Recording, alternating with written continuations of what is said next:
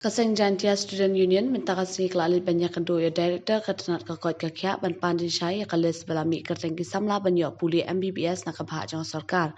Unang ai jimut ke JSU ba ai ban suk suciang hakajing akan do ba director ketenat kekot kekya ulabu e kajing keli ba balai ki baduna marks ki mi kerteng kat bagi ba kam he marks ba kim shim lami kerteng. Hakani kajing akan do nak kalian ki bor ketenat kekot kekya kila apan syai ba kila abut renti e ki kendon ki balabu badai halor kani kisami kerteng Henry yakani kinsa danang penbet. GSU ngadu advisor jangka GSU mata kas ngi kumpa tip la kumpa pio I ha news ba ami kilis jongki kena banlik pule MBBS lembaga Meghalaya Kota ma ta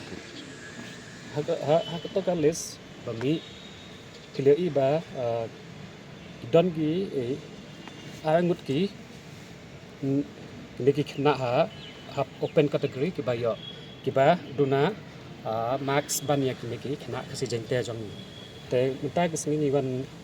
banik ban kren ban panjing shai na ki members spang gane te hadin balai discuss bat ki te ki ong mi ba balai ke je ne balai ke je nama ba ki follow ka SOP gamut ba kini ki kena ki ba long top nak presidentnya teng ki choose ki college mak ba nama ba nimla bang ba ki neki institute baki government kashim baki long babhalut ta ki don na ki swaban like counseling kila yo idea ba kila wat teach phang college kono college babha kono college ba long medium kumtama ta balai kene ga ja kumne dai ba kata ka nangkong dai kasko jong long kitop ba hakim max jongki ba preference jongki don ki kena ba kwa ban sim yaki college babha nama ba ki long top te kwa ban sim benefits tu ila de ba ki de ban yo ka college ko babha te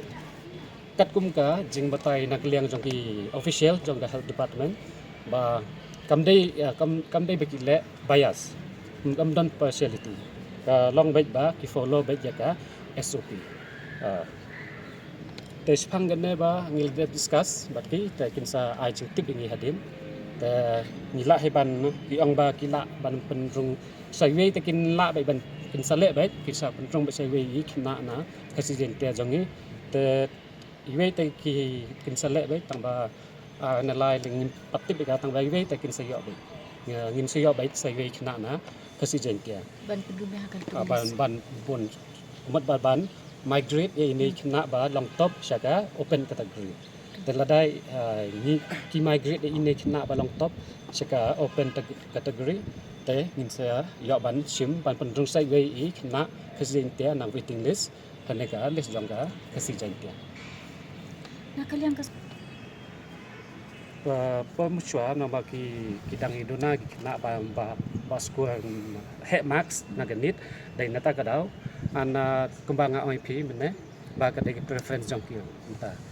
an ki ong ba nge kat kila ha SOP ba tho ba ki respect ru e ka preference jong ki na ma te nang ta kadau te